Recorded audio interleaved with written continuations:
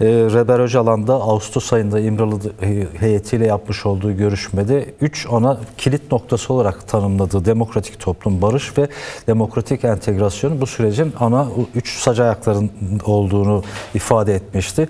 Yarın tekrar komisyon bir araya gelecek. Her ne kadar devlet tarafında ısrarlı bir şekilde bu süreç daha çok güvenlikçi bir zihniyetle geçmişten kalan bir alışkanlık mıdır? Artık onu tartışırız, konuşuruz.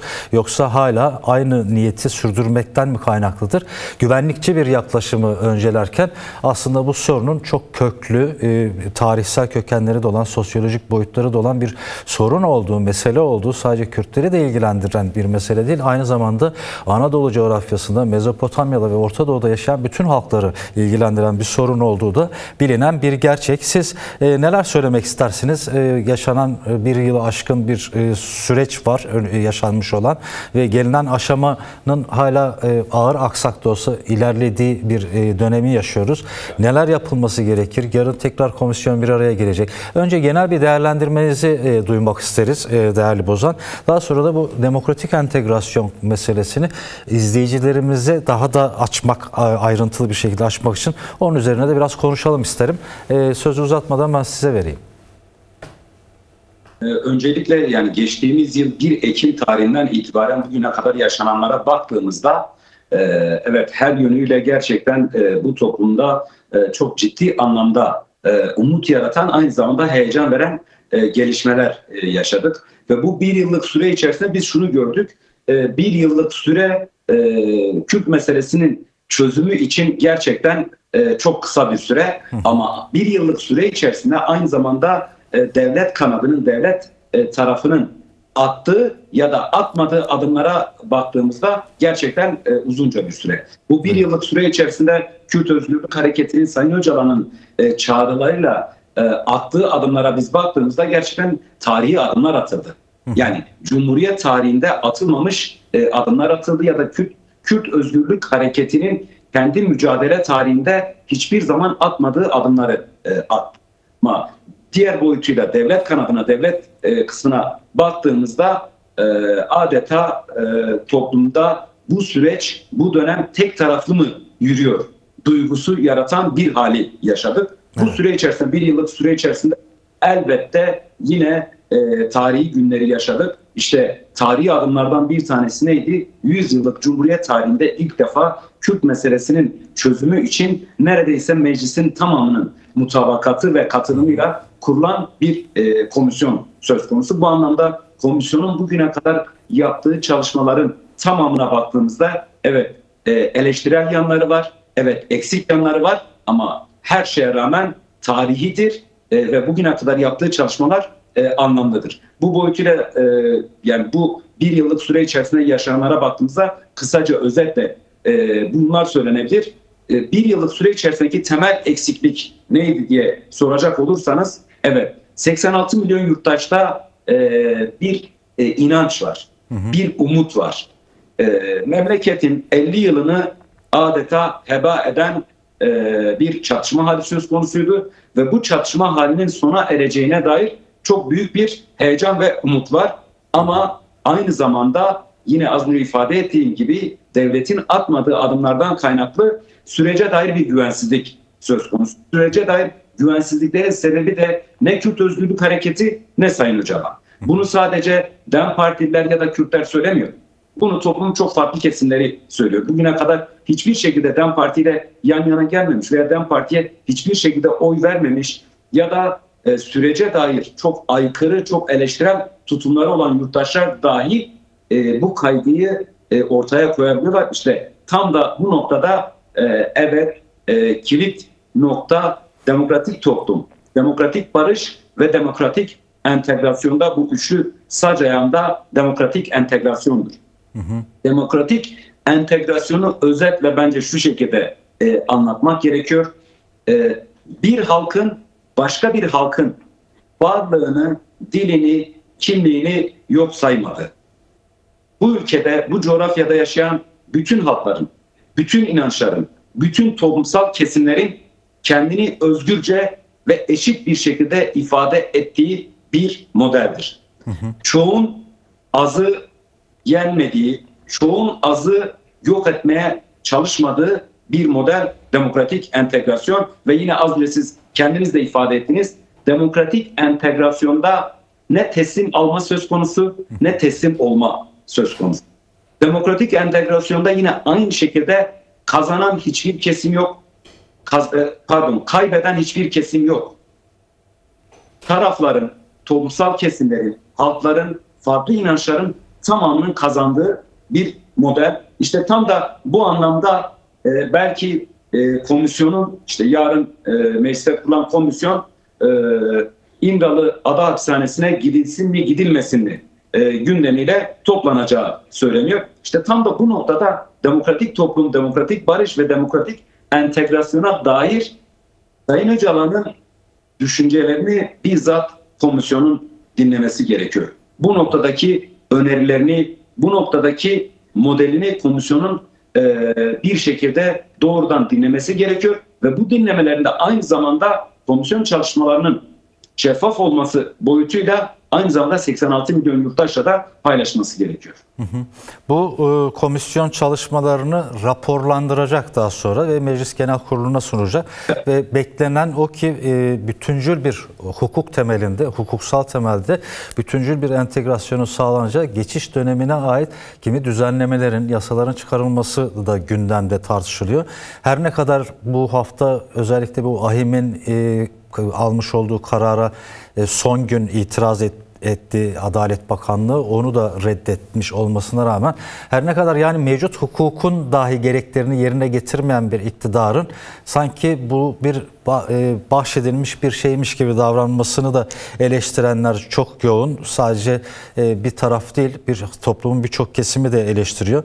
Peki bu geçiş dönemi hukuku nasıl olmalıdır? Yani bu konuya dair neler söylemek istersiniz? Bu demokratik entegrasyon sürecini hızlandırması, kalıcı bir barışın önünü sağlaması için neler yapılması gerek? Özellikle meclisteki dediğiniz gibi büyük bir kesim bu sürecin yanında bulunuyor. Küçük bir azınlığı saymazsak siyasiler açısından söylüyorum.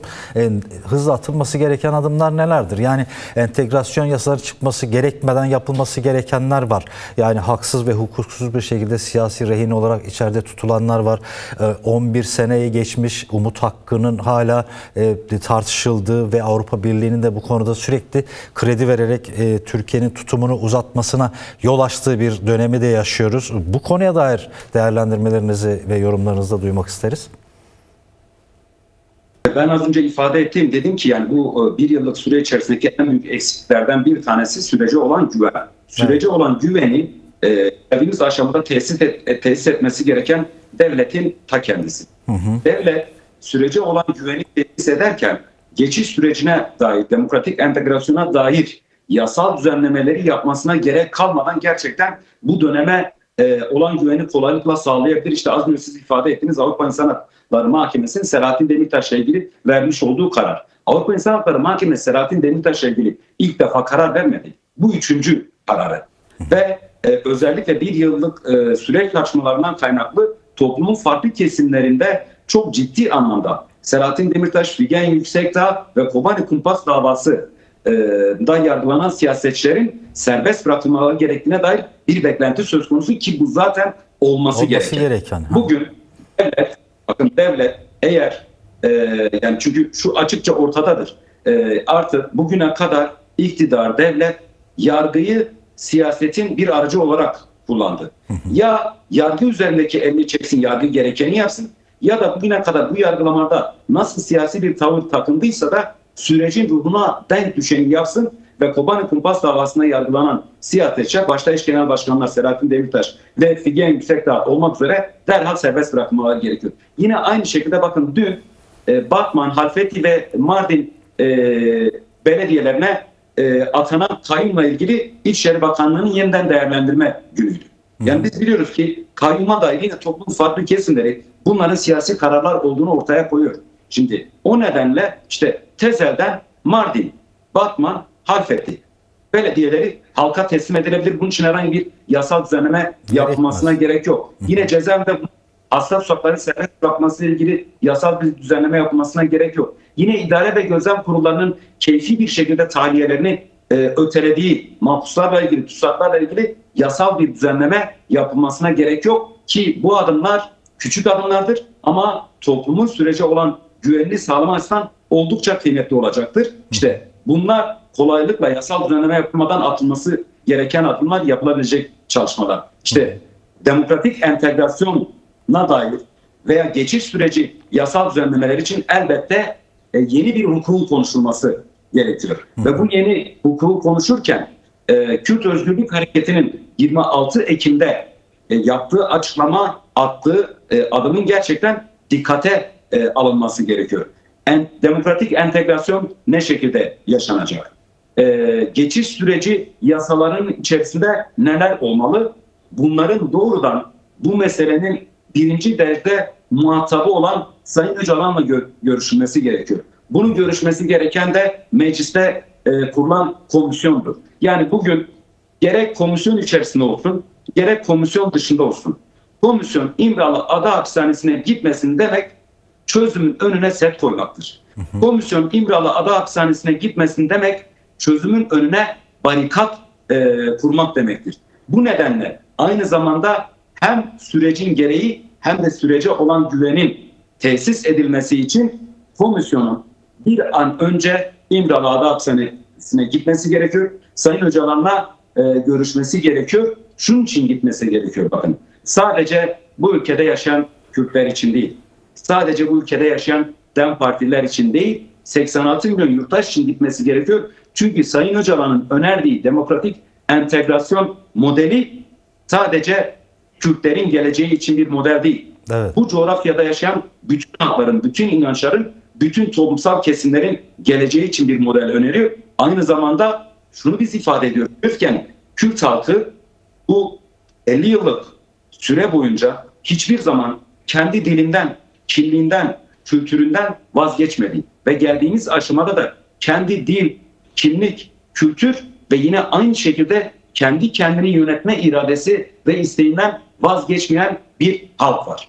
Ve bunlarla ilgili olarak dil, kültür, kimlik, kendi kendini yönetme iradesi isteğinin modeline dair, nasıl hayata geçeceğine dair, bunun hukukunun nasıl oluşacağına dair elbette baş müzakereci Sayın Abdullah Öcalan'ın sözleri ve önerecekleri çok kıymetli olacak. İşte tam da bu nedenle komisyonun beklemeden, zaman geçirmeden ve komisyon içerisinde alınacak tam konsensusla alınacak bir kararla İmralı Ada Hapishanesi'ne gitmesi gerekiyor. Komisyonun İmralı Ada Hapishanesi'ne gitmesi aynı zamanda süreçte bir tıkanma mı var, süreçte bir sorun mu var şeklindeki soru işaretlerini de ortadan kaldıracaktır. Peki son olarak kısaca Reber Öcalan aile görüşmesinde Ömer Öcalan'a söylediği bir ifadesinde şunu altını çizmiş. Yani tamam devletin hani bu ikircikli devlet tarafının ikircikli adımı bir yana da biz ne yapacağız? Sizler ne yapacaksınız? Yani demokratik bir cumhuriyete dönüştürmek için bu cumhuriyeti demokrasi ittifakını kuracak bir güç olmak gerektiği konusunda vurgusu var ve bunun da aşağıdan yukarıya taban örgütlenmeleriyle toplumun tüm kesimlerinde inşa edilmesi gerektiğini söylüyor. Yani bu komisyonun çalışmalarıyla oluşabilecek bir şey değil nihayetinde. Mücadeleyle gelişebilecek bir şey. Mücadeleyle nasıl bugünlere gelindiyse. Bu konuya dair de kısaca yorumunuzu duymak isterim. Son olarak tekrar sözü size vereyim değerli Bozan.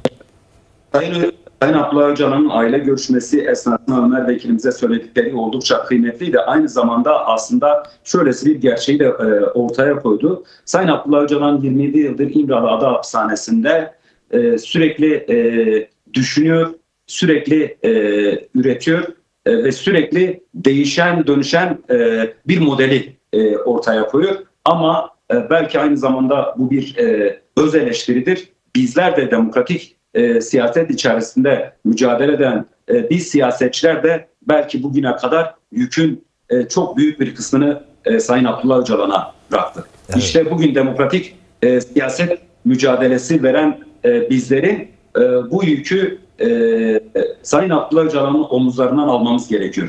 Özellikle Sayın Abdullah Öcalan'ın bir yıllık süre içerisinde yapmış olduğu çağrılarla aslında şunu sağladı. Bu meselenin çözümünde silahı bir mücadele aracı olmaktan çıkardı. Demokratik siyaseti temel bir mücadele aracı haline getirdi ve demokratik siyaset mücadelesi veren toplumun bütün kesimlerine bir yol açtı. Evet. O yolda koşarak ilerlemek de bizim elimizde.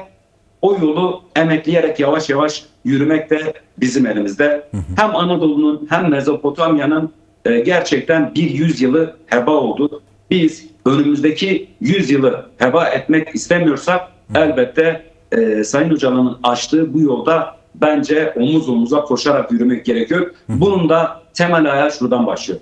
Aşağıdan yukarıya doğru örgütlemek, ki bu anlamda da Sayın Öcalan'ın çok net, çok bariz bir örgütlenme modeli önerisi vardı. Evet. Komünleri hayata geçirmek. Komünleri hayata geçirirken bunu devasa, çok büyük örgütlenme modelleri olarak düşünmeye gerek yok. Bir köyde, bir hanede başlayacak bir çalışma dahi bir komündür. Ya da Anadolu'nun ya da Mezopotamya'nın en uzak bir ilçesinde bir sokakta 3 kişinin bir araya gelerek o sokakta yaşayan yurttaşların yerel yönetimlerle ya da merkezi yönetimle olan sorunlarını, sıkıntılarını çözmek için, o sorun ve sıkıntılara çözüm üretmek için kuracakları bir birlik, kuracakları bir örgütlenme işte bir komündür. Ve bu komün modelinin sadece Kürt halkına, Kürtlere önerilen bir model değil. Karadeniz'de yaşayan Laz bir yurttaşımız da kendi komününü kurabilir. Hatay'da yaşayan Arap bir yurttaşımız da, İzmir'de yaşayan Türk bir yurttaşımız da aynı şekilde kendi komününü kurabilir. Bu coğrafyada yaşayan 86 milyon yurttaşın hepsinin kendi yaşadığı günlük, rutin sıkıntılarına, sorunlarına dair kuracakları komünlerle işte 86 milyon kişinin tamamının sorunlarını, sıkıntılarını çözebiliriz. Bu anlamda demokratik siyaset içerisinde yer alan, demokratik siyaset mücadelesi veren bizlerin yükü ağır, sorumluluğumuzun aynı zamanda farkındayız. Ama ben bu günleri mücadeleyle ve birlikle kolaylıkla aşabileceğimize inanıyorum.